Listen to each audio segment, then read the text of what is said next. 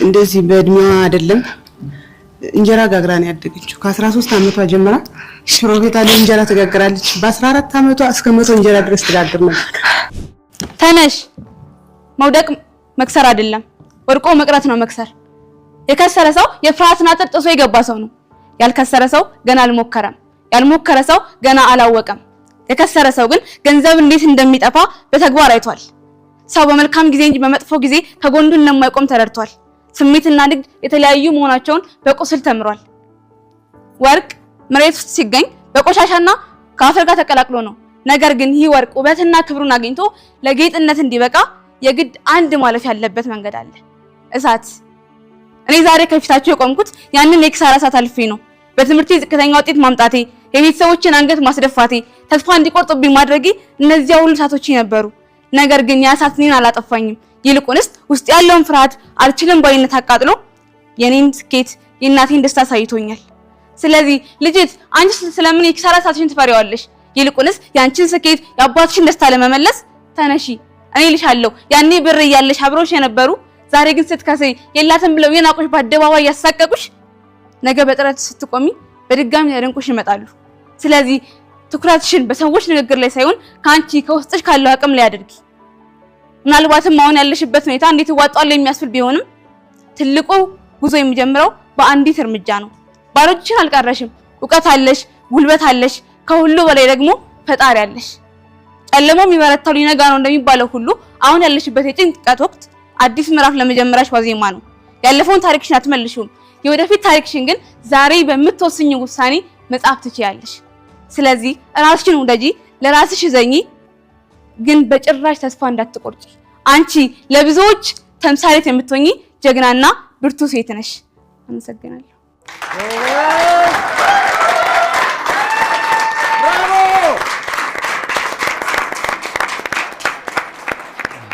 ህብስት ይሄ ነው።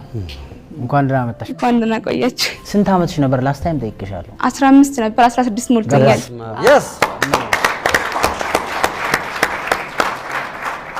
አገባብሽን በጣም ወድጃለሁ። የምታናግሪ ነው መሰለኝ፣ ንግግር አልመሰለኝም። ይሄ ለሰዎች ሳይሆን በቃ ራሴን ከስሬ ራሴን እዚህ ጋር ቁጭ አድርጌ ሞራልሽ፣ ኤነርጂሽ በጣም ደስ ይላል። አገባብሽ ጥሩ ነው። ታሪኳን በደንብ ተረድተሽዋል። ለምን እየጠቀሽው ነበረ ሰዎች በመሰዎች መዘጋት ምን እንደሆነና ምን ማድረግ እንዳለባት ሁሉ በደንብ አድርገሽ ነው የተናገርሽው። መድረክሽን በደንብ ተጠቅመሽዋል። ምሳሌ ያሰጣጥሽ ጥሩ ነው። እኔ ወድጄዋለሁ። ጥሩ ነሽ ያለሽው። ህብስት ጎበዝ ልጅ፣ አለባበስሽ፣ ምሳሌሽ በደንብ እንደተዘጋጀሽ ያስታውቃል። እኔ ያቺን ልጅ ብሆን አልኩ ያቺን ልጅ ብሆንና ሶሻል ሚዲያ ላይ ይሄን ንግግር ባረው ጆሮዬን እሰጣለሁ።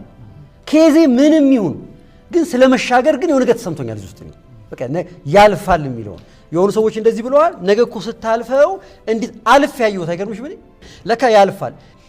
ሊነጋ ነው ሲል አቤት እንዴት ደስ እንደሚል ሊነጋ ሲል እንደዚህ ሆነ ያልሽው ቶንሽ ይሄ ሊነጋ ሲል የሚለውን ቃል ብዙ ሰው ብሎታል። አንቺ ስትይው ግን እኔ በደንብ ፊል አድርጌዋለሁ እሱን ነገር።